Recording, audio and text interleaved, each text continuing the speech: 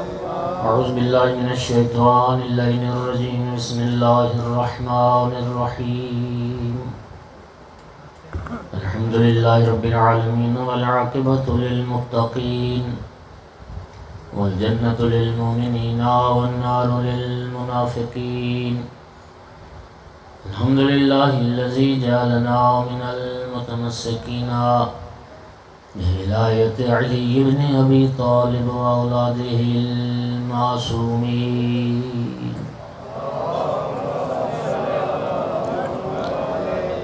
الحمد لله الذي جعلنا من الباقين على سيد الشهداء وأولاده وأصحابه المظلومين الصلاة والسلام والتحية والإكرام على رسوله الكريم شفيع المذنبين آنس الغريبين ورحمة للعالمين أعني العبد المؤيد الرسول المسدد المحمود الأحمد المصطفى الأمجد والقاسم محمد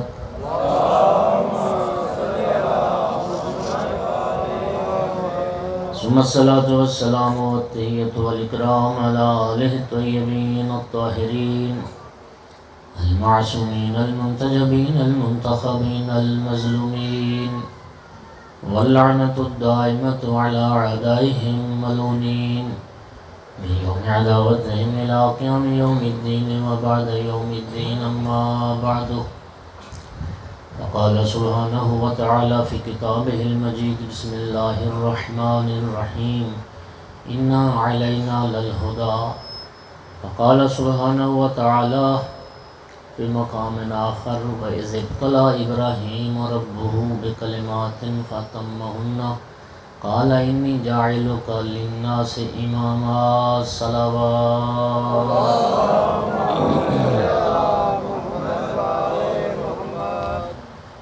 مومنین کرام، اللہ رب العزت نے انسان کو محتاج ہدایت پیدا کیا ہے۔ انسان کو ہدایت کی ضرورت ہے، اور اللہ تعالیٰ نے قرآن مقدس میں ارشاد فرمایا اِنَّا عَلَيْنَا لَلْهُدَى، ہدایت کا بندوبست کرنا یہ ہماری ذمہ داری ہے۔ کچھ چیزیں رب ہونے کے ناطے سے اللہ رب العزت کی ذمہ داری ہے۔ مثلا ہمیں محتاج رزق پیدا کیا ہے، رزق کا فراہم کرنا، اسباب رزق فراہم کرنا یہ اس کریم کی ذمہ داری ہے۔ اسی طرح اللہ تعالیٰ نے ہمیں محتاج ہدایت پیدا کیا ہے، ہدایت کا بندوبست فرمانا، ہادی بھیجنا یہ بھی اس کریم پروردگار کی ذمہ داری ہے۔ اور خداوند عالم نے اپنی اس ذمہ داری کو پورا فرمایا ہے۔ اور مومنین کرام، یہ ہادی کا ہونا یہ اتنا اہم معاملہ ہے کہ انسانیت پر، بشریت پر ایک لمحہ بھی ہادی کے بغیر نہیں گزرا۔ یعنی آپ اس سے اندازہ لگائیں کہ بشریت، انسانیت کا آغاز حضرت آدم علیہ السلام سے ہوا۔ کائنات میں آدم علیہ السلام پہلے بشر ہیں۔ خداوند عالم نے کائنات میں پہلے بشر کو ہادی بنا کے بھیجا ہے۔ یعنی اولاد آدم تو پھر آدم سے چلی نا جی، یعنی محتاج ہدایت بعد میں آئے، ہادی اللہ نے پہلے بھیج دیا۔ یعنی ہدایت لینے والے بھی آئیں گے، ہدایت لینے والے تو بعد میں پیدا ہوں گے، لیکن ہادی کو اللہ نے پہلے کائنات میں بھیج دیا تاکہ اللہ تعالیٰ کے خلاف کوئی یہ اتمام حجت نہ کر سکے، کوئی رب کی بارگاہ میں یہ نہ کہہ سکے کہ ہم تھے اور ہماری ہدایت کرنے والا کوئی نہیں تھا، یا ایک لمحہ بھی ہم پر ایسا گزرا کہ ہماری ہدایت کرنے والا کوئی نہیں تھا۔ خداوند عالم نے سب سے پہلے ہادی کو بھیجا تاکہ اللہ کے خلاف کوئی یہ حجت قائم نہ کر سکے کہ ہم تھے اور ہماری ہدایت کرنے والا کوئی نہیں تھا۔ تو یہ ہو گئی سنت الہیہ۔ اب قرآن پاک میں 2 آیات ہیں، وَلَن تَجِدَ لِسُنَّتِ اللَّهِ تَبْدِيلًا وَلَن تَجِدَ لِسُنَّتِ اللَّهِ تَحْوِيلًا۔ اللہ پاک فرماتا ہے کہ جو سنت الہی ہے تم اس میں تبدیلی نہیں پاؤ گے، اللہ کی سنت میں، اللہ کے طریقے میں کوئی تغیر و تبدل تم نہیں دیکھو گے۔ اب سنت الہی یہ ہے کہ اللہ تعالیٰ انسان کو محتاج ہدایت کو ہادی کے بغیر نہیں چھوڑتا۔ سامعین گرامی، جب محتاج ہدایت نہیں تھے، ہدایت لینے والے نہیں تھے، ہادی تھا، اب یہ تصور کرنا سنت الہی کے خلاف ہے کہ محتاج ہدایت اربوں کی تعداد میں ہوں اور ہدایت کرنے والا کو ہی۔ بولیے نا میرے ساتھ تھوڑا سا، جنہیں سمجھ آئے وہ میرا ساتھ دیں۔ یہ تصور سنت الہی کے خلاف ہے، جبکہ اللہ پاک فرماتا ہے سنت الہی میں کوئی تم تغیر اور تبدل نہیں پاؤ گے۔ تو لہذا یہ عقیدہ رکھنا پڑے گا کہ جب تک کائنات میں ایک بھی محتاج ہدایت انسان رہے گا، ایک ہادی ضرور رہے گا۔ اس لیے نبی پاک کی حدیث مبارک ہے، رسول اللہ نے فرمایا اگر اللہ کی ساری کائنات میں صرف 2 بندے رہ جائیں تو یقین کرو ایک امام ہوگا، ایک ماموم ہوگا۔ ایک ہدایت کرنے والا ہوگا، ایک ہدایت لینے والا ہوگا۔ جس طرح کائنات کا آغاز بھی ہادی کے وجود سے ہوا، کائنات کا اختتام بھی اس اللہ کی کائنات سے جو آخری بشر اٹھے گا، پھر جس کے بعد قیامت آ جائے گی، وہ بھی ہادی ہو۔ صلوات پڑھ دیں سارے حضرات بلند آواز سے۔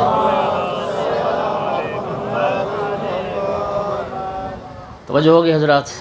اچھا، اب ہدایت کے سلسلے خداوند عالم نے مختلف قرار دیے۔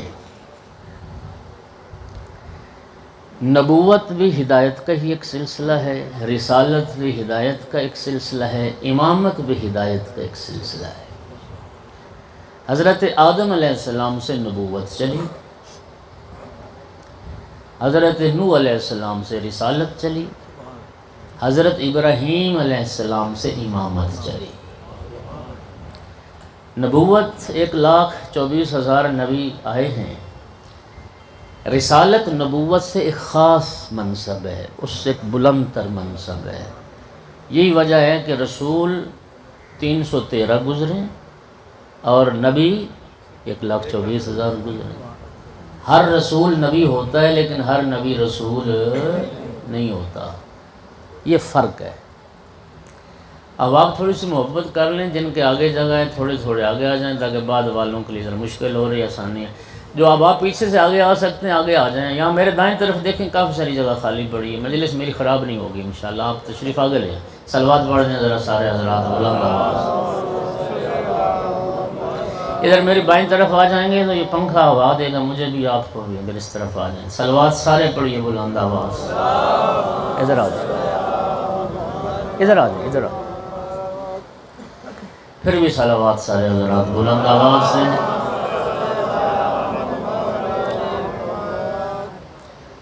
یہ خداوند عالم نے سارے ہدایت کے سلسلے بنائے ہیں، اور یاد رکھیے جتنے انبیاء اور رسول بھی آئے ہیں وہ سب ایک درجے کے رسول بھی نہیں ہیں، سب ایک درجے کے نبی بھی نہیں ہیں۔ تلک الرسل فضلنا بعضهم علی بعض۔ اللہ پاک قرآن میں فرما رہا ہے کہ رسول بھی سارے ایک درجے کے نہیں ہیں، بعض رسول بعض رسولوں پر فضیلت رکھتے ہیں، تو جو رسول بھی نہ وہ سارے ایک جیسے کیسے ہو سکتے ہیں؟ صلوات پڑھ دیں ذرا سارے۔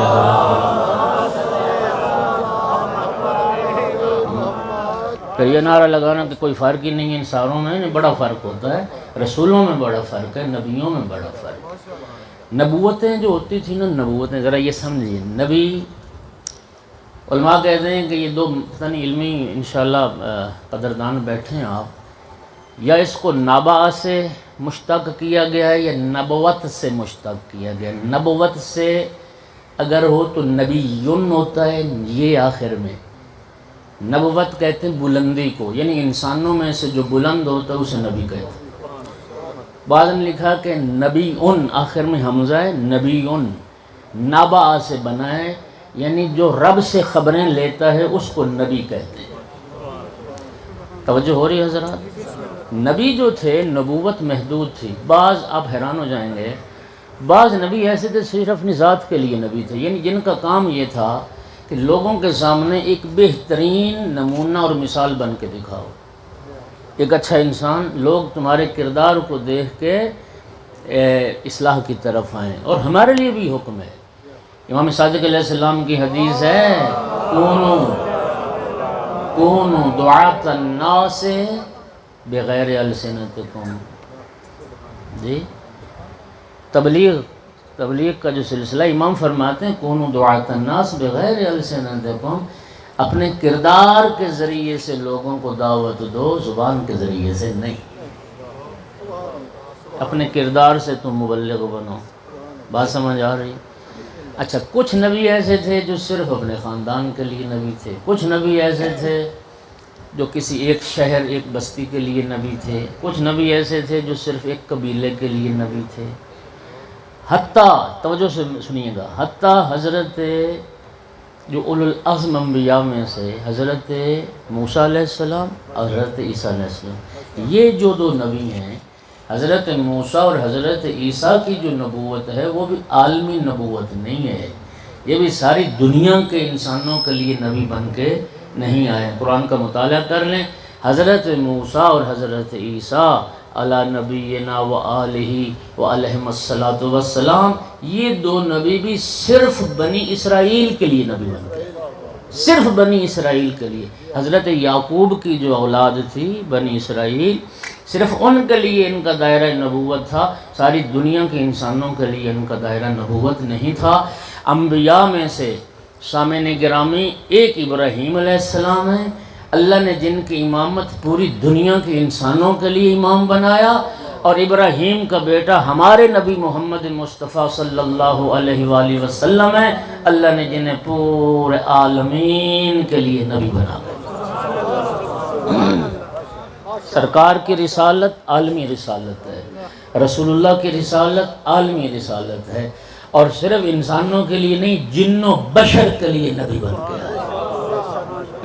ہمارے نبی جن و بشر کے لیے نبی بن کے آئے، اور تمام عالمین کے لیے نبی بن کے آئے، اور پھر سرکار کے بعد اور نبی بھی کوئی نہیں آئے۔ انا خاتم النبیین ولا نبی بعدی، میں سلسلہ انبیاء کے ختم کرنے والا ہوں، اور میرے بعد کوئی نبی نہیں آئے۔ حضرت نوح علیہ السلام سے رسالت چلی، اور رسالت کیا ہے؟ رسالت یہ ہوتی ہے کہ جب اللہ فرمائے کہ اس پیغام کو آپ بندوں تک پہنچاؤ، پیغامبر، رسول کا معنی اردو میں کیا ہوگا، فارسی میں پیامبر یا پیغامبر، یعنی وہ رب کے پیغام، جب اللہ یہ فرمایا کہ یہ میرا پیغام اب میرے بندوں تک پہنچاؤ اور میرے بندوں کو سناؤ، تو پھر وہ بن جاتا ہے رسول۔ توجہ ہو رہی ہے؟ حضرت ابراہیم علیہ السلام یہ وہ شخصیت ہیں جہاں سے پھر امامت چلی ہے۔ قرآن پاک کی آیت آپ کے سامنے میں نے پڑھی، اللہ فرماتا ہے وَإِذِ ابْتَلَىٰ إِبْرَاهِيمَ رَبُّهُ بِكَلِمَاتٍ، جب ابراہیم علیہ السلام کو ان کے رب نے چند کلمات کے ذریعے سے آزمایا، یعنی چند طرح کا امتحان لیا گیا حضرت ابراہیم علیہ السلام کا۔ اللہ پاک نے آزمائش کی، رب نے امتحان لیا۔ اللہ پاک فرماتا ہے وہ امتحانات کیا ہوئے، ان امتحانات کا تذکرہ بھی ہے قرآن میں۔ بڑے سخت امتحانات ہوئے ابراہیم علیہ السلام، بڑے سخت امتحان۔ یہی امتحان دیکھ لیں کہ 100 سال کے لگ بھگ عمر مبارک ہو گئی، اولاد کوئی نہیں تھی۔ 100 سال کے بعد اللہ نے اسماعیل جیسا بیٹا عطا کیا۔ ادھر اسماعیل علیہ السلام دنیا میں آئے، رب نے فرمایا جاؤ وادی غیر ذی زر میں چھوڑ کے آ جاؤ بیوی اور بچے۔ یار جن کو لیٹ اولاد ملی ہے ذرا وہ تصور کریں، ہاں کہ 100 سال کے بعد اللہ بیٹے جیسی نعمت دے، اور رب فرمایا بیوی بیٹے سے دور ہو جاؤ، اور ایک ایسی وادی میں چھوڑ کے آؤ جو جسے قرآن کہہ رہا ہے وادی غیر ذی زر، جہاں زراعت نہیں ہے، جہاں سبزہ نہیں ہے، جہاں پانی نہیں ہے۔ مکہ بے آب ہو گیا، خشک پہاڑ ہیں، ہاں جی تازہ حاجی صاحب دیکھ کے آئے ہیں، کالے کالے پتھروں والے پہاڑ ہیں، ہاں جی وہاں پہ چھوڑا ہے۔ یہ کتنی بڑی آزمائش ہے، کتنی بڑی آزمائش۔ اچھا پھر لگ بھگ 13 13 سال جدا رہے اسماعیل سے، اور جب 13 سال کے ہو گئے یعنی نوجوانی، یعنی ابھی سن بلوغ کو نہیں پہنچے، پھر آزمائش آ گئی کہ اب اس کو میری راہ میں قربان کرو۔ خدا کی قسم یہ وہ آزمائش ہے جسے خود قرآن کہتا ہے لہو بلاؤن عظیم، بہت بڑی آزمائش۔ 110 سال عمر ہو گئی، اور نوجوان بیٹا جو اتنی مدت کے بعد اللہ نے دیا، اب رب فرما رہا ہے اس گردن پہ چھری چلا، بھلائی عظیم۔ یہ اللہ تعالیٰ نے ایسے تو نہیں نا خلیل بنایا ہے،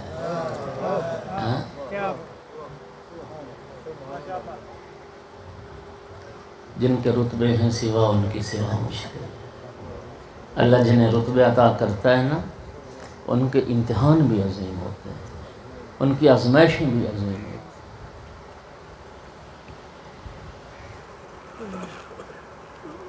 اللہ پاک فرماتے ہیں ہم نے ابراہیم کو آزمایا بکلمات، چند طرح کا امتحان تھا۔ یہ 2 میں نے نمونے عرض کیے، ہاں جی۔ اور قرآن یہ کہتا ہے فَأَتَمَّهُنَّ، ابراہیم علیہ السلام نے سارے امتحانات کامیابی کے ساتھ 100% نمبروں سے پاس کر دیا۔ ہر امتحان میں ابراہیم کامیاب، ہر امتحان میں ابراہیم کامیاب ہو۔ چھوڑنا پڑا چھوڑ دیا، راہ خدا میں ذبح کرنا پڑا، لے چلے مینا میں۔ اپنی طرف سے تو گردن پہ چھری رکھ دی تھی، وہ تو رب نے دمبا بھیج دیا نا، اور رب نے فرمایا لقد صدقت الرؤیا، ابراہیم تو نے خواب سچ کر دکھایا۔ فَفَدَيْنَاهُ بِذِبْحٍ عَظِيمٍ، ہم نے اسماعیل کا فدیہ ایک ذبح عظیم کو قرار دیا۔ ابراہیم کا فدیہ ایک ذبح عظیم کو قرار دیا۔ اور یہ جو 10 ذی الحج کو ساری دنیا اسلام، یہ جسے ہم عید قربان کہتے ہیں، یہ عید قربان کس کی یاد میں ہے؟ یہ عید قربان اس نبی زادے کی یاد ہے جو ذبح ہونے سے بچ گیا تھا۔ اور کتنے دکھ کی بات ہے کہ ایک نبی زادہ جو ذبح ہونے سے بچ گیا تھا، اس کی یاد ساری دنیا منائے، اور ہزاروں سال سے منائی جا رہی ہے۔ اور ٹھیک 1 مہینے کے بعد 10 محرم کو ایک نبی زادہ سارے خاندان سمیت ذبح ہو گیا، اور مسلمان کے اس کی یاد منانا بدعت ہو، اس کی یاد منانے پہ فتوے لگ جائیں، اس کی یاد منانے پہ اعتراضات شروع ہو۔ ابراہیم کے بیٹے کی یاد منائے تو، اور جس نبی کا کلمہ پڑھتا ہے اس کے بیٹے کی یاد منانا بدعت ہو۔ اختر جو امام حسین علیہ السلام کو جب یہ یزیدیوں نے شہید کیا نا، اور نیزوں پر سر سوار تھے، تو دیر راہب راستے میں ایک منزل آئی جہاں پہ مولا حسین علیہ السلام کا سر مبارک نیزے پر تھا۔ اس دیوار کے ساتھ یوں وہ نیزہ رکھ دیا گیا، نور کے جلی حروف سے۔ یہ متعدد مقتل نگاروں نے یہ لکھا ہے کہ اس دیوار پر ایک شعر لکھا گیا، اترج امت قتلت حسینہ شفاعت جدہ یوم الحسابی، کیا جس امت نے حسین کو قتل کیا وہ حسین کے نانا کی شفاعت کی امید رکھتی؟ بیٹا رسول کا ذبح کرنا اور پھر رسول اللہ کی شفاعت کی امید رکھ۔ اترج امت قتلت حسینہ شفاعت جدہ یوم الحساب، جس امت نے امام حسین کو قتل کیا، رسول کے بیٹے کو قتل کیا، وہ امت بھی رسول کی قیامت کے دن شفاعت کی امید رکھتی۔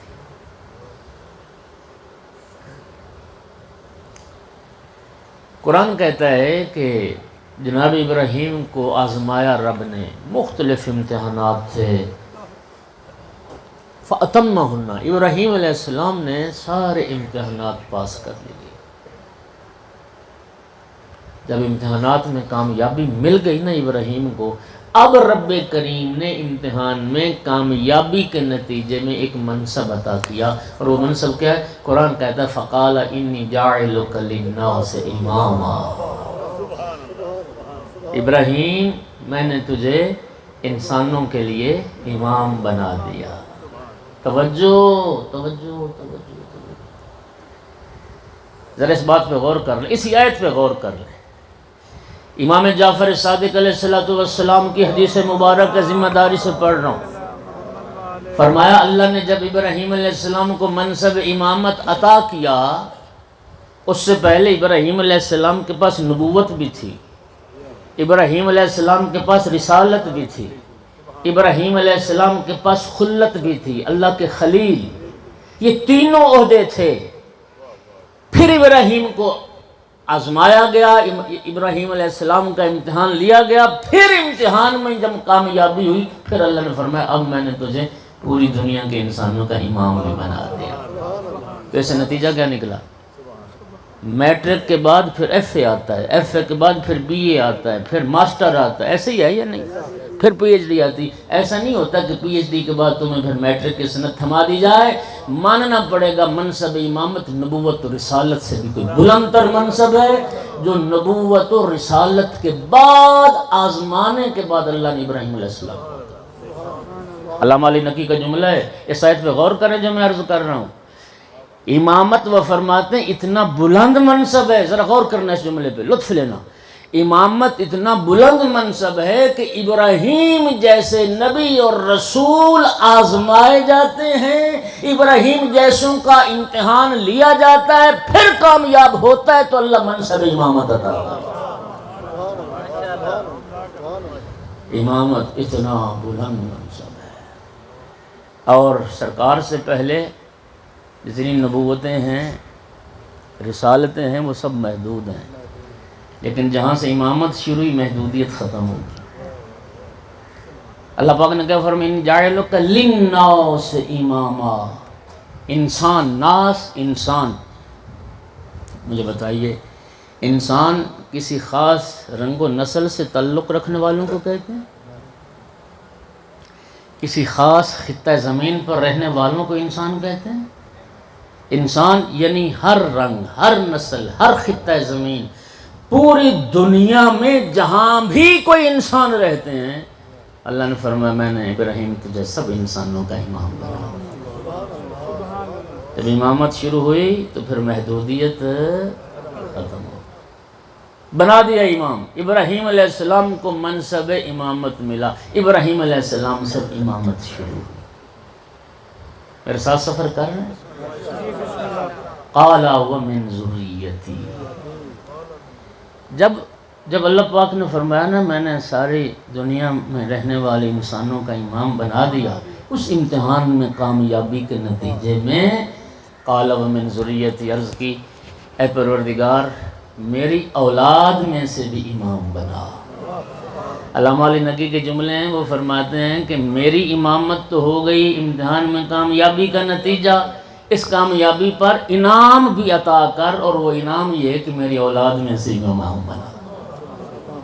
قال ومن ذریتی، میرا اللہ میری ذریت میں سے بھی امام بنا۔ ارشاد ہوا قال لا ینال عہد الظالمین، ابراہیم یہ امامت میرا عہد ہے، یہ میری طرف سے ایک منصب ہے، اور ظالم کو امامت نہیں ملے گی، ظالم کبھی امام، توجہ ساتھ دو میرا، ظالم کبھی امامت اتنا بلند منصب، لا ینال عہد الظالمین، ظالم کبھی امام۔ پتہ نہیں اب یہ کتنے بندے سمجھو گے؟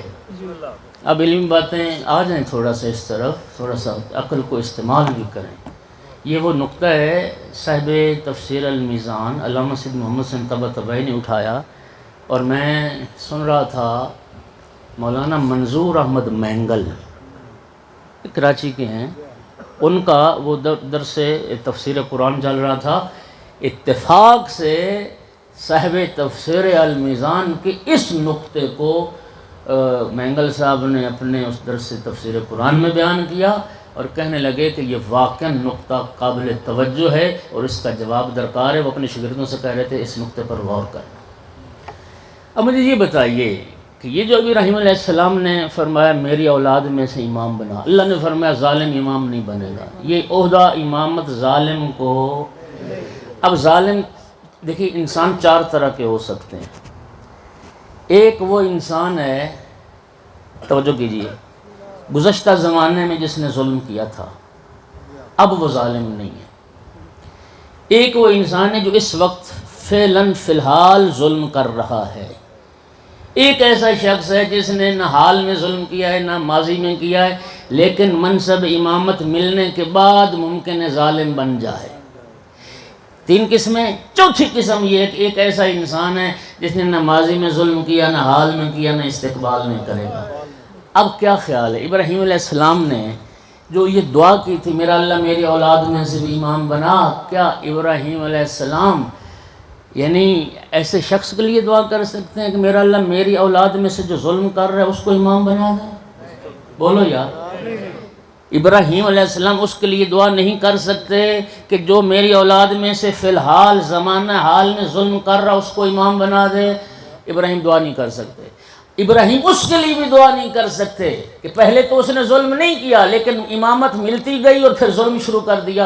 ابراہیم ایسے کے لیے امام دعا کر سکتے کہ میری اولاد میں سے امامت ملے اور پھر ظلم شروع کر دے؟ ایسے کے لیے پیچھے رہ گئی دو صورتیں. ایک صورت یہ ہے کہ ماضی میں ظلم کیا ہے، گزشتہ زمانے میں اس سے ظلم ہوا ہے جی، نہ حال میں نہ استقبال میں. اللہ پاک فرما رہا ہے لا ینال عہد الظالمین. ابراہیم ظالم کو امامت نہیں ملے گی، یعنی اس کا معنی یہ ہوا کہ رب نے فرما دیا ولادت سے وفات تک ایک لمحے کے لیے بھی جس کا دامن ظلم سے آلودہ ہوا ہے وہ امام نہیں بن سکتا. اور قرآن کہتا ہے ان الشرک لظلم عظیم، شرک سب سے بڑا ظلم ہے. جس کا دامن کبھی شرک سے آلودہ رہا قرآن کہتا ہے وہ کبھی امام نہیں بن سکتا.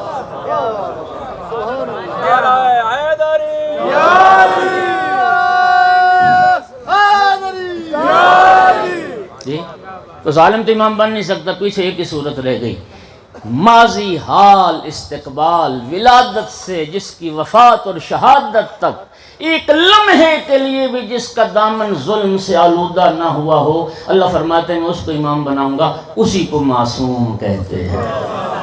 صلوات پڑھ دو محمد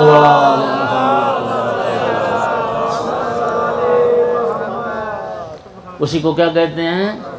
معصوم کہتے ہیں. اب ابراہیم علیہ السلام نے دعا کی میری اولاد میں سے امام بنا. اللہ پاک نے فرمایا میرا عہد ظالموں کو نہیں پہنچے گا. اب مجھے بتائیے یہ دعا رد ہوئی یا قبول ہوئی؟ بولو. یہ دعا قبول ہوئی ایک شرط کے ساتھ.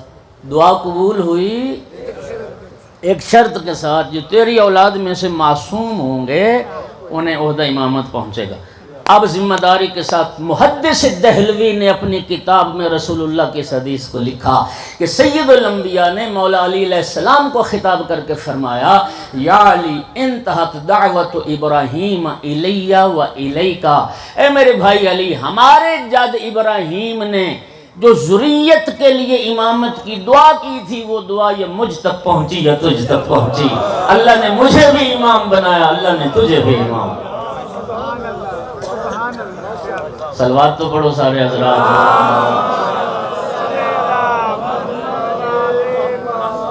انتہت دعوت ابراہیم الیہ و الیکا. یا علی، ہمارے جد ابراہیم کی جو ذریت کے لیے امامت کی دعا تھی یا مجھ تک پہنچی یا تجھ تک پہنچی. اللہ نے مجھے بھی امام بنایا، اللہ نے تجھے بھی امام بنایا. ہمارے نبی کے پاس رسول اللہ صلی اللہ علیہ وآلہ وسلم، ہمارے آقا کے پاس بھی نبوت بھی ہے، لا نبی آبادی، رسالت بھی ہے وما ارسلناک الا رحمت للعالمین، اور امامت بھی ہے. چونکہ خاتم النبیین کی حیثیت سے، خاتم المرسلین کی حیثیت سے تعارف زیادہ ہوا، ورنہ سرکار کے پاس منصب امامت بھی موجود ہے. اگر منصب امامت ابراہیم کے پاس ہو، ہمارے نبی کے پاس ہو، تو سید الانبیاء کیسے، امام المرسلین کیسے؟ توجہ ہو رہی ہے حضرات یا نہیں ہو رہی؟ ہمارے نبی کے پاس بھی سارے منصب ہیں. چونکہ نبوت ختم ہو گئی، خاتم النبیین کی حیثیت سے سرکار کا تعارف زیادہ ہوا. لا نبی بعدی، میرے بعد نبی کوئی نہیں آئے گا. لیکن امامت کا دور قیامت تک چلے. توجہ، نبوت اور رسالت ختم ہوئی ہے، امامت ختم نہیں ہوئی. امامت ختم نہیں ہوئی. نبی پاک صلی اللہ علیہ وآلہ وسلم کی شیعہ سنی کے ہاں احادیث موجود ہے، میں لفظوں کا ذمہ دار. رسول اللہ نے فرمایا میرے بعد یکون اثنا عشر امیراً. بہت ساری احادیث میں نا مختلف لفظ ہیں، میں سارے لفظ سناتا ہوں کہ کیا لفظ آئے. بعض احادیث میں آیا نبی پاک نے فرمایا میرے بعد 12 امیر ہوں گے. لفظ امیر آیا، حاکم. کلہم من قریش، سب کے سب قریش میں. بعض میں لفظ خلیفہ آیا، اثنا عشر خلیفہ، میرے بعد 12 خلیفے ہوں گے. اچھا، بعض احادیث ہے جس میں لفظ نقیب آیا. فرمایا جس طرح حضرت موسیٰ کے 12 نقیب تھے، میرے بھی 12 نقیب ہوں گے. اور بعض احادیث میں لفظ امام آیا، میرے بعد 12 امام ہوں گے. توجہ ہوگی حضرات؟ یہ 12 کا عدد سب نے لکھا. شیعہ احادیث میں بھی 12 کا عدد موجود ہے، 13 کا کوئی نہیں، نہ 11 کا ہے. اہل سنت احادیث کی کتابوں میں بھی 12 کا عدد ہی ہے. 12 امیر ہوں گے، 12 نقیب ہوں گے، 12 خلیفے ہوں گے، 12 امام ہوں گے. شیعہ سنی بھائیو، اللہ آپ کی وحدت کو نظر بد سے بچائے اور اسی طرح اللہ فکر کی اور سوچ کی توفیق عطا کرے. نبی پاک کی ایک حدیث ہے، فکر و ساعت خیر من عبادت 60 سنہ. رسول اللہ نے فرمایا ایک لحظے کی فکر 60 سال کی عبادت سے افضل ہے. ایک لحظے کی فکر 60 سال کی عبادت. شیخ اعظم انصاری، ان سے کسی نے پوچھا کہ یہ کیا مطلب ہے سرکار کی حدیث کا کہ ایک لحظے کی فکر 60 سال کی عبادت سے افضل ہے؟ فرمایا جیسے حر نے فکر کی. او بھائی، جنت کی فکر، نجات کی فکر، آخرت کی فکر، اپنی عاقبت کے بارے میں فکر کرنا، ایک لحظے کی فکر 60 سال کی عبادت سے افضل. حر نے یہی تو دیکھا تھا. ایک رات جو وہ مہلت دی تھی نا مولا حسین نے، اس نے یہی نتیجہ نکالا تھا. اس نے کہا کہ میں خود کو جنت اور دوزخ کے درمیان دیکھ رہا ہوں، میں جنت کو ترجیح دوں گا، میں دوزخ کو نہیں ترجیح. سپہ سالار تھا، کمانڈر تھا ایک دستے کا، دنیا تھی، اقتدار تھا، نیچے لشکر تھا، متحد تھے، سارا کچھ چھوڑ دیا، پیاسوں کے ساتھ آ رسول کے بیٹے کے ساتھ آ حق کو پہچان کے دنیا کو، دنیا کے اقتدار کو، سب کچھ چھوڑ کے فرزند رسول کے پاس آ گیا. اور قیامت تک کے لیے انبیاء اور ملائکہ اور ائمہ اور کائنات کے تمام صالحین مومنین کے درود و سلام کا مستحق بنا. یہ ہوتی فکر، ایک لحظے کی فکر. بات سمجھ آ رہی ہے؟ تو فکر تو کرنی چاہیے. اچھا، 12 میں عرض یہ کر رہا تھا، 12 امیر ہوں گے، 12 خلیفے ہوں گے، 12 جانشین ہوں گے، 12 امام ہوں گے، 12 نقیب ہوں گے. یہ تو سب نے لکھا، شیعہ سنی نے لکھا. 12 12 12 12، نہ 13 نہ 11، 12. خدا کی قسم کھا کے کہہ رہا ہوں، اہل سنت بھائی بیٹھے ہو، سوائے شیعوں کے کسی فرقے سے وہ 12 پورے ہی نہیں ہو رہے. وہ 12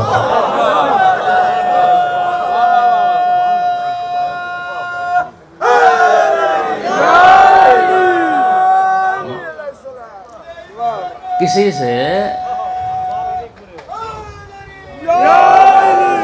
وہ 12 کی تعداد پوری نہیں ہو رہی. ناراض نہیں ہونا، ایک سمجھانے کے لیے عرض کر رہا ہوں. وہ عربی میں کہتے ہیں لا مناقشۃ فی المثال، مثال میں کوئی مناقشہ نہیں ہوتا. اللہ تعالیٰ نے بھی نا قرآن پاک میں جو مثالیں دی ہیں حیران ہو جاؤ گے. ہاں جی، مکھی کے پر کی بھی مثال رب نے دی ہے. اب کتنی چھوٹی سی مثال اللہ پاک، مثال تو مثال ہوتی ہے. میں یقین کریں سمجھتا ہوں کہ نبی پاک نے تو فرمایا 12 ہوں گے، دنیا سے وہ 12 پورے ہی نہیں ہو رہے، نہیں ہو رہے پورے. اور وہ 12 کو پورا کرنے میں وہ ایک محاورہ ہے ہماری اردو زبان کا، مینڈک تولنا. ہاں جی، مینڈک تولنا سمجھو، ڈڈو تولنا. کوئی بھی نا مینڈک تول کے برابر نہیں کر سکتا. ادھر سے ڈالو گے تو ادھر سے نکل جائے گا، پھدک تو ادھر سے ڈالو گے پکڑ کے ادھر سے نکل جائے. پورے نہیں ہو رہے. وہ 12 کون ہے؟ شرح فقہ اکبر ملا علی قاری کی کتاب برادران کی اگر موجود نہ ہو، جا کے خدا کے لیے اس کو پڑھ لینا۔ جب اس نے وہ 12 گننے شروع کیے تو 6 نمبر پر اس نے لکھا کہ یزید ہمارا امام۔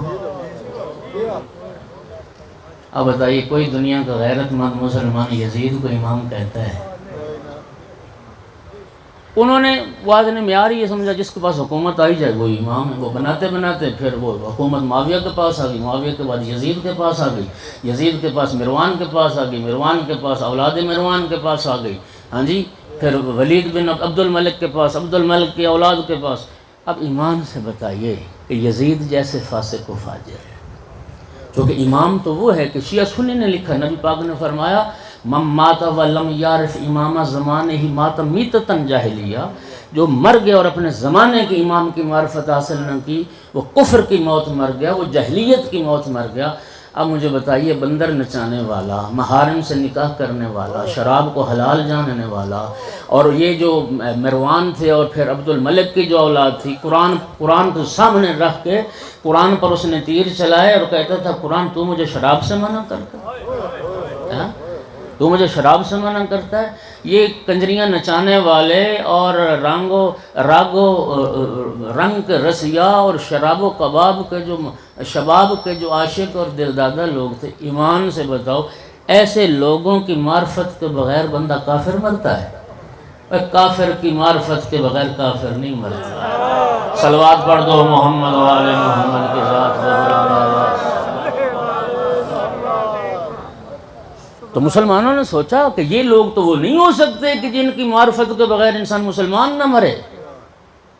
اللہ اکبر۔ تو وہ 12 نہیں پورے، کہیں یزید کو لے آئے، پھر لوگوں نے کہا نہیں یزید تو امام نہیں ہو سکتا، نکالو اس کو، پھر یزید کو نکالا، پھر اوروں نے کہا نہیں اس کے باپ کو بھی نکالو، پھر خلافت راشدہ سکڑ کے 4 تک آ گئی، اس کے آگے کوئی خلیفہ راشد ہی نہ ملا۔ بولو نبی پاک نے 4 فرمائے تھے یا 12 فرمائے تھے؟ 12؟ باقی کدھر گئے؟ 4 تو آ گئے، باقی کدھر گئے؟ 4 میں اور کتنے چاہیے؟ 8 کون سے؟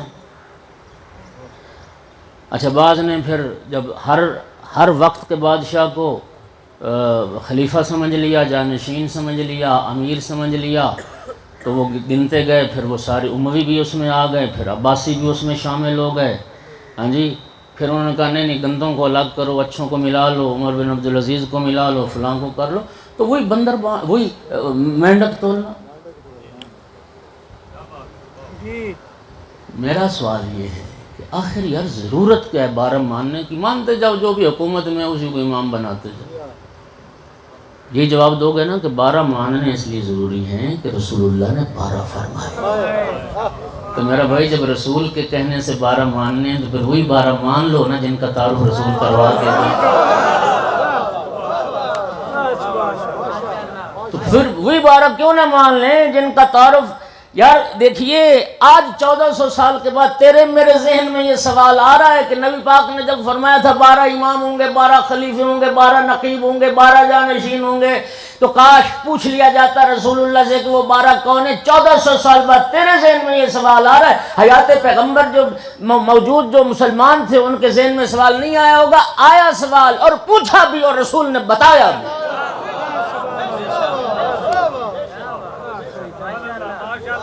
رسول اللہ نے ان 12 کا تعارف بھی کروایا، نام بھی بتائے، ان کی ولدیت بھی بتائی، ان کے القاب بھی بتائے، ان کی کنیت بھی بتائی۔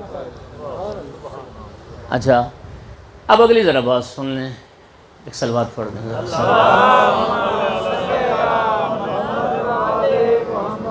اب میں نے تو گزارش کی تھی کہ آگے جگہ ہے، میرے دائیں بائیں کافی ساری جگہ بن جائے گی، اگر قریب آ جائیں اللہ آپ کو سلامتی دے۔ صلوات پڑھ دیں ذرا سارے حضرات۔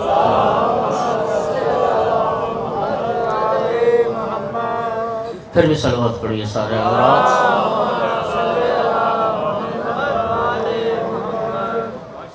توجہ ہو رہی ہے حضرات؟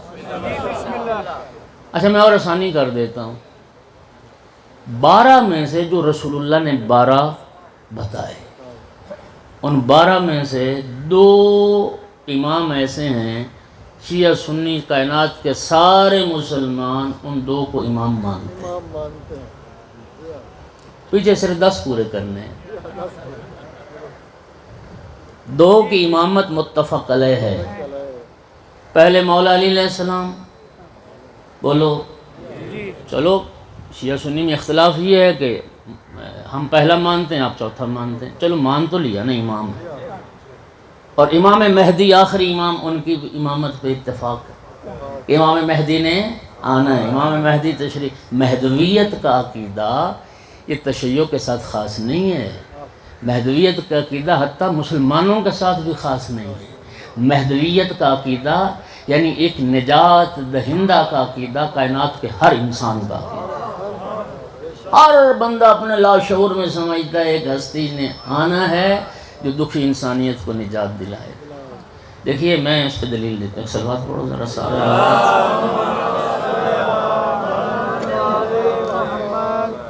علم فلسفہ کا ایک اصول ہے، وہ کہتے ہیں کہ یہ جو انسانی وجود میں احساسات پیدا ہوتے ہیں، اگر احساسات کی تکمیل کا ذریعہ اللہ نے خارج میں پیدا نہ کیا ہو تو احساسات پیدا ہی نہ ہو۔ مثال دیتا ہوں تاکہ واضح ہو جائے۔ انسان پیاس محسوس کرتا ہے، اگر اللہ پاک نے پیاس بجھانے والی شے پیدا نہ کی ہوتی تو کبھی انسان پیاس محسوس ہی نہ کرتا۔ اگر پیاس لگتی ہے تو پانی رب نے، پیاس بجھانے والی چیزیں اللہ نے پیدا کی ہیں تبھی یہ احساس ہوتا ہے، ورنہ احساس ہی نہ ہوتا۔ انسان بھوک محسوس کرتا ہے، اگر اللہ پاک نے بھوک مٹانے والی چیزیں نہ بنائی ہوتی تو کبھی انسان بھوک محسوس نہ کرتا۔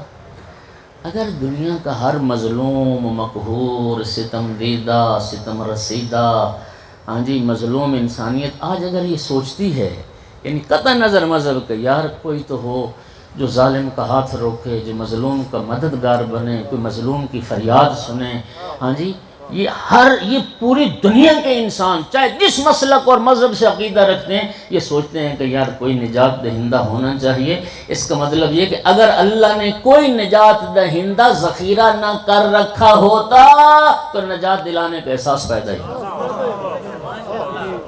اور اگر انسان آج محسوس کرتا ہے کہ نہیں کوئی ہونا چاہیے جو انسان کو، مظلوم کو نجات دلائے ظلم سے، اور ظالم کا ہاتھ کاٹے اور ظالم کا ہاتھ روکے، اور مظلوم کا حامی اور مددگار بنے، اور مظلوم کو اس کا حق دلائے، تو پھر یقین رکھو کہ رب نے ایک ہستی ایسی رکھی ہے جو انسانیت کو ظلم سے نجات دلائے گی، اسی کو امام مہدی کہتے ہیں۔ صلوات پڑھو سارے بلند آواز سے۔ چلو امام مہدی اجل اللہ فرجہ الشریف، اس پر بھی اتفاق ہے، مولا علی کی بھی اتفاق ہو، باقی 10 پورے کریں۔ سامعین گرامی، اللہ آپ کو شاد آباد رکھے، سلامت رہیں۔ جب رسول اللہ کے کہنے سے 12 مانیں تو پھر وہ 12 مانو، وہ کون ہے؟ آیت اطاعت جب نازل ہوئی، اطیعوا اللہ واطیعوا الرسول واولی الامر منکم، صحابہ کرام نے سوال کیا رسول اللہ سے۔ جابر بن عبداللہ انصاری نے پوچھا یا رسول اللہ وہ صاحبان امر کون ہیں جن کی اطاعت ہم پر واجب کی گئی؟ تو نبی کریم نے مولا علی علیہ السلام سے لے کر امام ہادی مہدی اجل اللہ فرجہ الشریف تک ایک ایک امام کا نام، لقب، کنیت ذکر کر کے فرمایا یہ ہیں صاحبان ہیں۔ صلوات پڑھ دو سارے حضرات بلند آواز سے۔ فرمایا میرے بعد امام علی ابن ابی طالب علیہ السلام، اور مولا علی کی امامت کا اعلان ما نودی بالشن کما نودی بالولایہ۔ امام محمد باقر علیہ السلام کی حدیث ہے، کوئی حکم خدا اور کوئی حکم شریعت پہنچانے کے لیے اتنا اہتمام نہیں کیا گیا جتنا اہتمام مولا علی علیہ السلام کی ولایت کو پہنچانے کے لیے کیا گیا۔ غدیر خم کا میدان، دوپہر کا وقت، 1.25 لاکھ صحابہ و صحابیات کا مجمع، رسول اللہ نے طویل خطبہ پڑھ کے آخر پہ مولا علی کے دونوں بازو بلند کر کے دکھایا، من کنت مولاہ فہذا علی۔ سبحان اللہ۔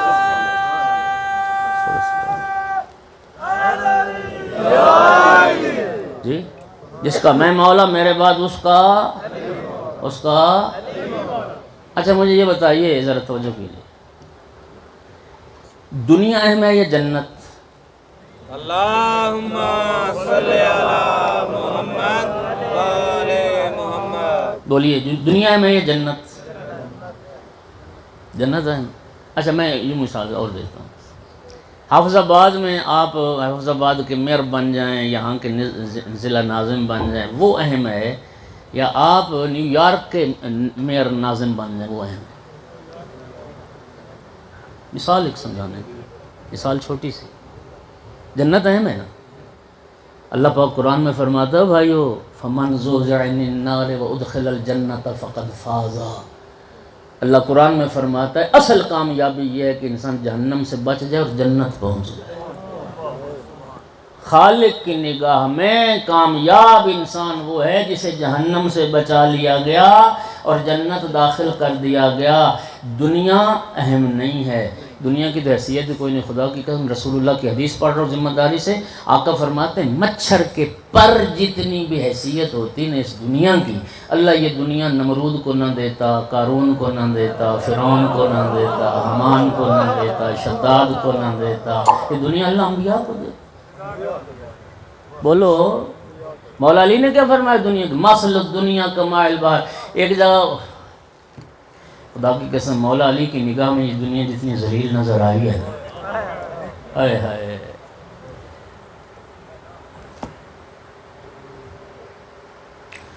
یہ سنیے مولا فرماتے ہیں واللہ لدنیاکم ھذی احون فی عینی من عروق خنزیر فی ید مجزوم.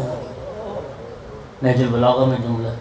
فرمایا خدا کی قسم یہ تمہاری دنیا میں علی کی نگاہ میں اس سے بھی زیادہ پست اور حقیر ہے. ایک منظر مولا نے بیان کیا، خنزیر کی انتڑیاں، خنزیر کی آنتیں، انتڑیاں، اور اٹھا رکھی ہیں ایک جذام کوڑ کے مریض شخص نے. کتنا قابل نفرت. یعنی ایک تو وہ خود کوڑ کا جذام کا مریض ہے اور پھر اس نے آنتیں خنزیر کی اٹھا رکھی ہیں. فرماتے ہیں مولا علی خدا کی قسم اس سے بھی زیادہ حقیر ہے یہ دنیا میں علی کی نگاہ. او بھائی اب سن ذرا، یہ حقیر دنیا کی حکومت، دنیا کی حکمرانی وہ زیادہ اہم ہے یا جنت کی حکمرانی؟ تو کیا ہو گیا مسلمانوں، تمہیں رسول اللہ کی حدیث نہیں، شیعہ سنی نے نہیں لکھا الحسن والحسین سیدا شباب اہل الجنہ وابوہما خیر منہما. میرے بیٹے حسن اور حسین اہل جنت کے جوانوں کے سردار ہیں، ان کے بابا ان سے بھی افضل ہیں. اس دنیا کی حیثیت ہی کیا ہے؟ یہ وہ ہستیاں رب نے جنہیں جنت کی سرداری عطا فرمائی.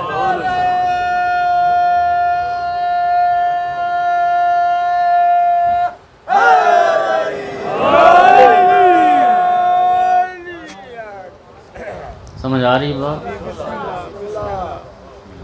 مولا علی کے بعد امام حسن علیہ السلام، امام حسن کے بعد امام حسین علیہ السلام، امام حسین کے بعد امام زین العابدین علیہ السلام، ان کے بعد امام محمد باقر علیہ السلام، ان کے بعد امام جعفر صادق علیہ السلام، ان کے بعد امام موسیٰ کاظم علیہ السلام، ان کے بعد امام علی رضا علیہ السلام، ان کے بعد امام محمد تقی علیہ السلام، ان کے بعد امام علی نقی علیہ السلام، ان کے بعد امام حسن عسکری علیہ السلام، ان کے بعد امام مہدی آخر الزمان عجل اللہ فرجہ.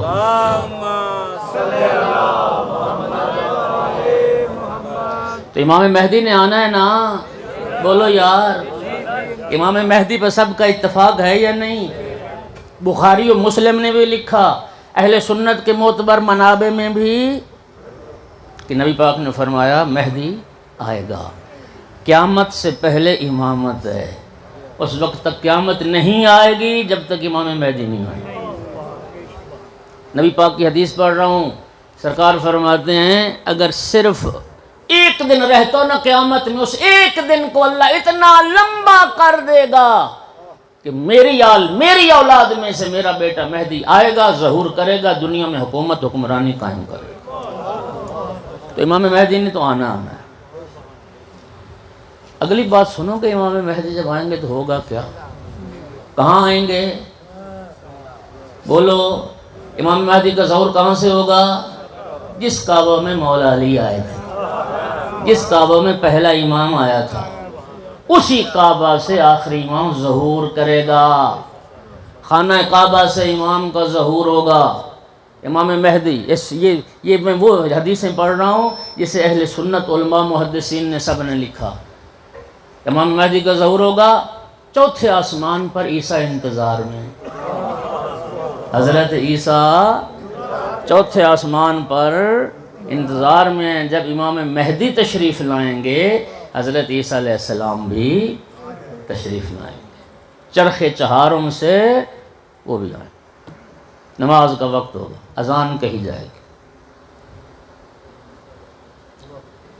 جب اذان ہو جائے گی، اقامت ہوگی، امام زمانہ، امام مہدی، زمانے کے امام نے، اس لیے ہم ان کو کہتے ہیں امام زمانہ، چونکہ نبی پاک نے فرمایا من مات ولم یعرف امام زمانے ہی، جو مر جائے اپنے زمانے کے امام کو نہ پہچانا۔ نبی پاک کی حدیث کا یہ جملہ بتاتا ہے کوئی زمانہ وجود امام سے خالی نہیں۔ امام مہدی فرمائیں گے عیسیٰ بھائی آپ آگے بڑھیں، نماز پڑھائیں۔ عیسیٰ عرض کریں گے اے فرزند رسول، اے فرزند علی و بطول، میں تو صدیوں سے انتظار میں ہوں ہاں کہ آپ ظہور کریں اور میں عیسیٰ آپ کی اقتداء میں نماز پڑھوں۔ عیسیٰ کی عظمت کا اندازہ ہے؟ صاحب کتاب ہے یا نہیں؟ صاحب شریعت ہے یا نہیں؟ البتہ جب ظہور فرمائیں گے اس وقت سرکار کی شریعت نافذ ہے۔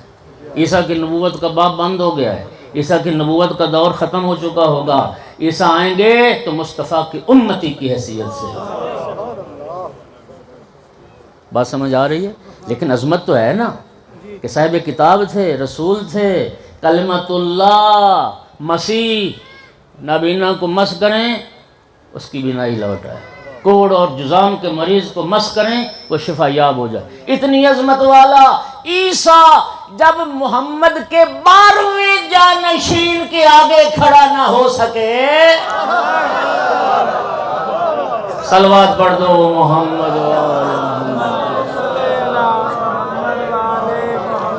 اولنا محمد، اوسطنا محمد، آخرنا محمد، وکلنا۔ عیسیٰ جیسا نبی 12ویں محمد کو نماز نہیں پڑھا سکتا تو پھر پہلے محمد، صلوات پڑھو محمد، جو چاہے آپ کا حسن کرشمہ ساز کرے، صلوات پڑھو محمد وآل محمد۔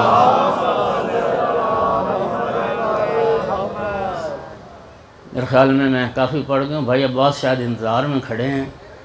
اچھا جی، نہیں آپ اتنے بہت سارے دوست کھڑے ہیں تو اچھا نہیں لگ رہا نا جی۔ میں تو بار بار کہتا ہوں کہ آگے آ جائیں، آپ آگے نہیں آتے پھر مجھے تکلیف ہوتی ہے۔ ہاں جی، بانی مجلس تو کھڑا رہے لیکن باقی دوست نہ کھڑے ہوں نا جی۔ چلو بانی کی تو اخلاقاً اس کی ایک ذمہ داری ہے۔ اب آگے جگہ بہت ساری، اب آگے آنا بھی تھوڑا سا ظاہر مشکل ہے۔ اب صلوات پڑھنے ذرا آنے دیں ان کو سارے۔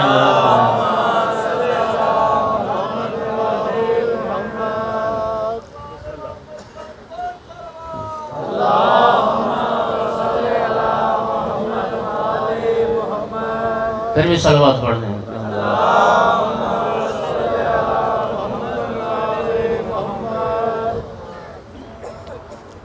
توجہ ہوگی حضرات کرام۔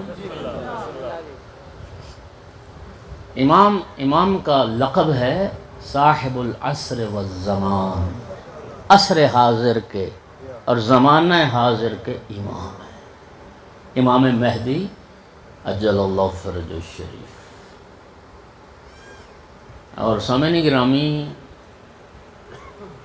بس اس صاحب الزمان کی وضاحت کر کے میں چند جملے ذکر مصیبت کرتا ہوں۔ صاحب الزمان یعنی اس زمانے کا صاحب،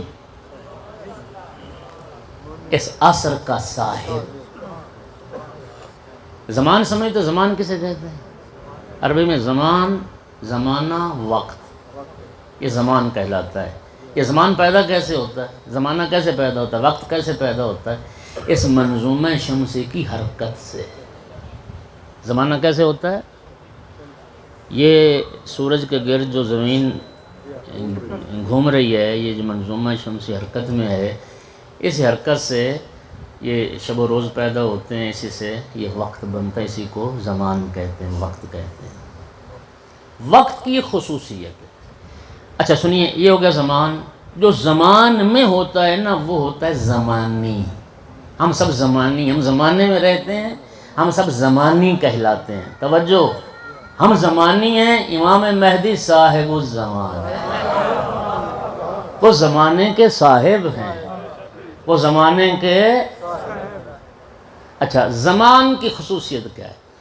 شمس و قمر کی حرکت کا نام زمان ہے. ان الشمس والقمر، شمس و قمر کی خصوصیت یبلیان کل جدید، یقربان کل بعید و یبعدان کل قریب.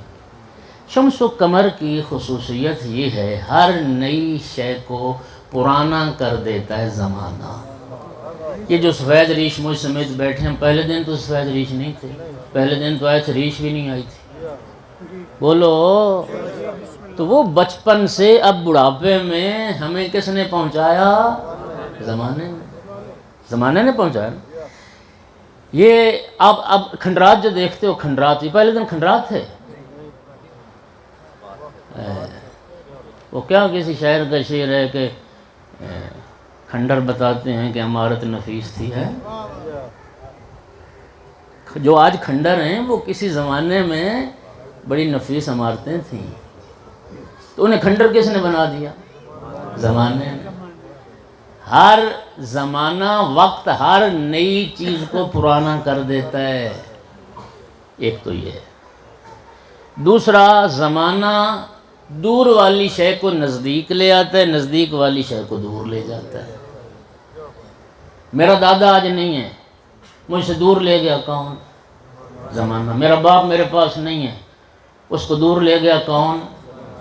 میرے نواسے پوتے میرے قریب آ گئے، تو ان کو قریب میرے کون لے آیا؟ زمانہ. تو زمانے کی خصوصیت سمجھ آئی؟ نئی شے کو پرانا کر دیتا ہے، دور والی چیز کو نزدیک لے آتا ہے، نزدیک والی شے کو دور لے جاتا ہے. یہ ہے زمانے کی خصوصیت. لیکن یاد رکھنا، زمانہ اس میں اثر کرتا ہے جو زمانی ہو. زمانہ اس میں اثر کرتا ہے جو زمانی ہو، لیکن جو صاحب الزمان ہو، جو زمانے کا بھی مالک ہو، جو زمانے کا بھی صاحب ہو، جس کی وجہ سے کائنات کا نظام چلتا ہو، زمانہ اس میں اثر نہیں کرتا. یہی وجہ ہے کہ جب نبی کریم سے پوچھا گیا، ایک لمبا غیبت کبریٰ کا زمانہ ہوگا جس کے بعد امام مہدی ظہور فرمائیں گے، پوچھا گیا کہ علامت کیا ہوگی؟ فرمایا یکون شیخ السن و شاب المنظر. عمر تو بہت زیادہ ہوگی، شاید ہزاروں صدیوں سال، لیکن دیکھنے میں نوجوان، دیکھنے میں. اور جب تک خدا چاہے گا امام حکمرانی کریں گے، جوان ہی رہیں گے، زمانہ ان میں اثر نہیں کرے گا، اس لیے کہ وہ ہیں صاحب الزمان. زمانہ بس میں بہت زحمت دے چکا. اللہ تعالیٰ آپ کو سلامتی دے، جزائے خیر دے. بانی مجلس کے اللہ حوائج پورے فرمائے، بھائی عباس کی توفیقات میں اضافہ کرے، اور آپ جتنے میرے محترم پیار کرنے والے بیٹھے ہیں، سب شیعہ سنی احباب، اللہ آپ سب کو جزائے خیر عطا فرمائے. رسول اللہ راضی ہوں، رسول کی بیٹی راضی ہو، مظلوم کربلا کی صف اعضاء پہ آئے ہو. میں بس امام زمانہ کے حوالے سے بات چل رہی ہے تو وہ کسی شاعر کے بڑے اچھے دو مصرے ہیں کہ منتقل نسل میں کر جاؤں گا آنکھیں اپنی، منتقل نسل میں کر جاؤں گا آنکھیں اپنی، میں رہوں یا نہ رہوں مولا کی زیارت ہوگی انشاءاللہ. ظہور فرمائیں گے امام زمان اجل اللہ فرج و شریف. اللہ ہماری زندگی میں وہ دن لائے یوسف زہرا کے ظہور میں اللہ کریم تعجیل فرمائے. دنیا ظلم سے پر ہو چکی، لاقانونیت سے پر ہو چکی، وہ ہستی آئے جس کے صدقے میں اللہ اس دنیا کو عدل کا، امن کا، انصاف کا گہوارہ بنائے. مومنین کرام، جب امام علیہ السلام ظہور فرمائیں گے تو دیوار کعبہ کے ساتھ ٹیک لگا کر، مرحوم مجلس نے بہار میں تفصیل سے اس کو ذکر کیا، امام زمانہ اپنے جد مظلوم امام حسین کی مجلس پڑھیں گے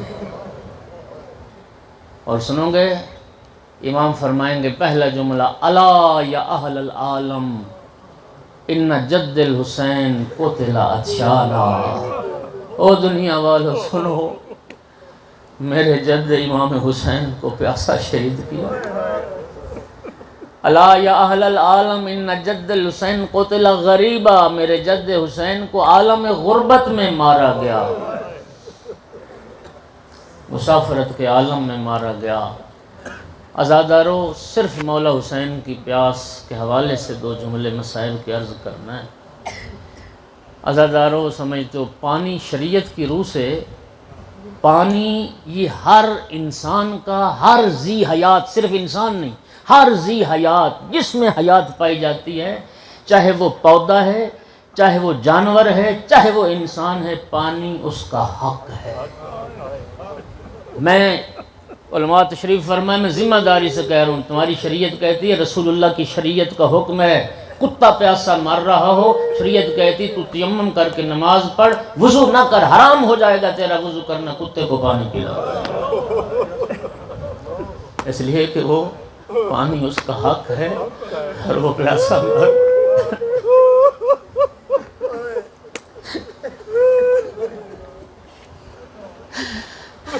خدا کی قسم، اگر رسول کا بیٹا کسی ایسی جگہ پہ مارا جاتا جہاں پانی نہ ہوتا، شاید ہم اتنا نہ روتے۔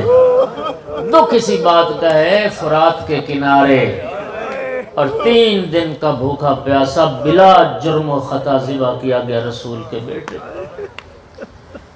کھانا مانگنا عیب ہے، شریعت کی روح سے نا، کھانا مانگنا عیب ہے، لیکن پانی مانگنا عیب نہیں ہے۔ اور پانی مانگنا یہ انسان کا حق ہے، اور پانی پلانا اتنا بڑا باعث اجر و ثواب عمل ہے کہ رسول اللہ فرماتے افضل اعمال امتی اقباد القبض الحری، تشنا جگر کو سراب کرنا میری امت کا سب سے افضل عمل ہے۔ کسی پیاسے کو پانی پلانا میری امت کا سب سے افضل عمل ہے۔ میں ذمہ داری سے عرض کر رہا ہوں، اولاد کے لیے جائز نہیں ہے کہ ماں باپ سے کوئی کام کہیں، ماں باپ کو کہیں کہ میری ماں یہ کام کرو اور میرا باپ یہ کام کرو۔ صرف پانی مانگنا ایک ایسا کام ہے جو اتنا باعث اجر و ثواب ہے، رسول اللہ فرماتے ہیں اولاد ماں باپ سے پانی مانگ سکتی ہے، اس لیے کہ پانی پلانے کا ثواب اتنا ہے کہ اولاد ماں باپ کو بھی یہ نیکی کمانے کا موقع دے۔ عزادارو، عجیب پیاس تھی مولا حسین علیہ السلام کی۔ کربلا میں سبھی پیاسے تھے، امام حسین علیہ السلام کے اصحاب ساتھی سبھی پیاسے تھے، لیکن عطشان کسی کا لقب نہیں ہوا۔ یہ عطشان لقب ہوا ہے امام حسین علیہ السلام کا، اس لیے شریعت کہتی ہے، ائمہ کا حکم ہے، جب بھی پانی پینا مولا حسین کی پیاس کو یاد کرنا، امام حسین اور اصحاب امام حسین پر درود پڑھنا اور یزید اور قاتلان امام حسین پر لعنت کرنا، یہ پانی پینے کے آداب میں سے قرار دیا گیا۔ مولا حسین علیہ السلام کی ایسی انوکھی پیاس تھی، 28 رجب کو جب امام حسین علیہ السلام مدینہ سے چلنے لگے، صاحب دمع ثاقبہ نے یہ روایت لکھی، جب سلام آخر کے لیے ماں کی قبر پہ آئے نا، السلام علیک یا اماں، اماں میرا آخری سلام ہو، اماں میں آپ کی قبر چھوڑ کے جا رہا ہوں، آج میں نانا کا شہر چھوڑ کے جا رہا ہوں۔ قبر زہرا سے 3 جواب آئے تھے، علیک السلام یا عطشان الام، او کہ ماں کا پیاسا بیٹا، او ماں کا پیاسا بیٹا میرا سلام۔ دوسرا جواب آیا تھا، علیک السلام یا غریب الام، او ماں کا مسافر اور پردیسی بیٹا میرا سلام۔ اور تیسرا جواب سن پاؤ گے، جواب آیا، علیک السلام یا سحقان الام، گھوڑوں کے سموں تلے پامال بجانے والا حسین میرا بھی تم پر سلام۔ اجرکم علی اللہ، اجرکم علی اللہ۔ اور سنتے رہتے، مولا حسین کی پیاس کیسی پیاس تھی خدا جانتا ہے۔ جب شہزادہ علی اکبر پہلے حملے سے واپس آئے تھے نا، اور آ کے عرض کی تھی، یا بتا العطش قد قتلنی، بابا پیاس کی شدت نے مجھے مار ڈالا، ثقل الحدید اجہدنی، لوہے کے گرم ہتھیاروں نے مجھے تھکا دیا، فہل الی شربت من الماء سبیل، بابا ایک گھونٹ پانی کا مل سکتا ہے؟ مولا حسین نے فرمایا یا بنیہ ہاتھ لسانک علی اکبر، اپنی زبان میرے منہ میں رکھو۔ شہزادے نے بابا کے منہ میں زبان رکھی، دوسرے لمحے زبان کھینچ کے عرض کی تھی یا باتا لسانوں کا اے بسو من لسانی، بابا آپ کی زبان تو میری زبان سے بھی زیادہ خشک ہے، بابا آپ تو مجھ سے بھی زیادہ پیار سے۔ اجرکم علی اللہ، اجرکم علی اللہ۔ روز عاشور امام نے پانی مانگا، اتمام حجت کیا ہے، خدا کی قسم جگر پھٹتا ہے۔ مولا حسین کا جملہ او لشکر یزید، شدت پیاس سے میرا جگر کباب ہو چکا اور دنیا میری نگاہوں میں تاریک ہو چکی، ایک گھونٹ پانی کا پلا۔ جس کا باپ ساقی کوثر ہے، دنیا کے دریا جس کی ماں زہرا کے جہیز میں تھے، جس کے حق مہر میں تھے، مولا حسین رسول کا بیٹا نانا کی امت سے پانی مانگ رہا۔ ایک شقی کہتا ہے حسین جنگلی جانور پانی پی رہے ہیں، میں ایسا روایت میں نام نہیں لے سکتا، مجھے حیا آ رہی ہے، جنگلی جانور پانی پی رہے ہیں، حسین تمہیں ایک گھونٹ پانی کا نہیں ملے گا۔ جس ملعون نے یہ گستاخی کی تھی اس کو میرے مولا حسین نے بد دعا کی تھی، خدا کبھی تیری پیاس نہ بجھائے۔ راوی کہتا ہے اسی شخص کو جسے مولا حسین نے بد دعا کی، مجبور نہیں تھے، مامور تھے، کہتے اسی شخص کو ہم نے کوفے میں دیکھا، العطش العطش، ہائے پیاس کا نعرہ بلند کرتا تھا، سینے پہ ہاتھ مارتا تھا، لوگ اس کو پانی پلاتے تھے، اتنا پانی پیتا تھا کہ وہ ناک اور کانوں کے راستے سے پانی باہر آنا شروع ہو جاتا تھا، پھر بھی سینے پہ ہاتھ مار کے کہتا تھا ہائے پیاس۔ در حقیقت ہوا کیا کہ مولا حسین کی بد دعا کے نتیجے میں اللہ نے اس ملعون کے لیے پانی سے پیاس بجھانے والی تاثیر اٹھا لی تھی، اس لیے کہ اس نے مولا حسین علیہ السلام کی شان میں ایک انتہا کی گستاخی کی تھی جس میں نقل بھی نہیں کر سکتا۔ اور سنو کہ مولا حسین کی پیاس 12 محرم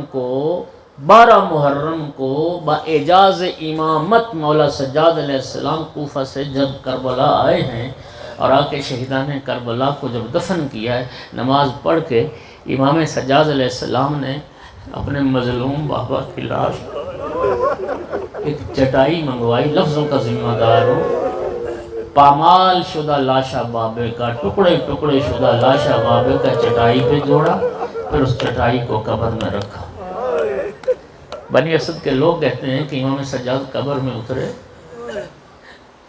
اور کافی دیر ہو گئی امام سجاد قبر سے باہر نہیں آئے، کہتے ہم نے کیا دیکھا، امام سجاد بابا کے کٹے ہوئے گلے پہ منہ رکھ کے بیٹھے ہوئے۔ مولا سجاد علیہ السلام نے تعویذ قبر کو بند کیا، پھر اپنی انگشت شہادت سے اپنے بابا کی قبر پہ یہ جملہ لکھا، ھذا قبر حسین ابن علی الذی قتلوہ عطشانا غریبا، یہ قبر حسین ابن علی کی جسے مسلمانوں نے عالم غربت میں پیاسا مار ڈالا۔ اجرکم علی اللہ۔ بس آخری جملہ زدارو، کربلا میں امام حسین علیہ السلام کیسی تربیت فرمائی تھی بچوں کی۔ میں ذمہ دار ہوں اس روایت کا، علامہ علی نقل لکھتے ہیں نماز کا جب وقت ہوتا تھا نا، جناب سکینہ سلام اللہ علیہا امام حسین کی بیٹی اپنے بابا کے لیے مصلی عبادت بچھاتی تھی۔ جب بھی نماز کا وقت ہوتا تھا بی بی بابا کے لیے مصلی عبادت بچھاتی تھی۔ عزاداروں، عاشور کے دن جب عصر کا ہنگام آیا، عصر کا وقت ہوا نا، میری آقا زادی جناب سکینہ نے مصلی عبادت بچھایا کہ نماز عصر کا وقت ہو گیا، میرا بابا آ کے نماز ادا کرے گا۔ ایک مرتبہ خیمے کے دروازے پہ ذوالجناح کی آواز آئی، جناب سکینہ دوڑ کے نکلی، دیکھا عجیب منظر تھا، زین ڈلی ہوئی تھی، باگیں کٹی ہوئی تھی، پیشانی خون آلود تھی، سمجھ گئی میرا بابا مارا گیا۔ جناب سکینہ نے کیا کیا، جن کی چھوٹی اولاد ہے، جناب سکینہ نے گھوڑے کے گلے میں باہیں ڈال دی، صرف ایک سوال پوچھا، یا جواد ابی السقیا ابی ام قتل عطشانا، میرے بابا کا گھوڑا مجھے اتنا بتا، میرے بابا کو ذبح کرنے سے پہلے کسی نے پانی پلایا تھا یا میرا بابا پیاسا مارا؟ علی لعنۃ اللہ علی القوم الظالمین وسیعلم الذین ظلموا وایام منقلبین ينقلبون۔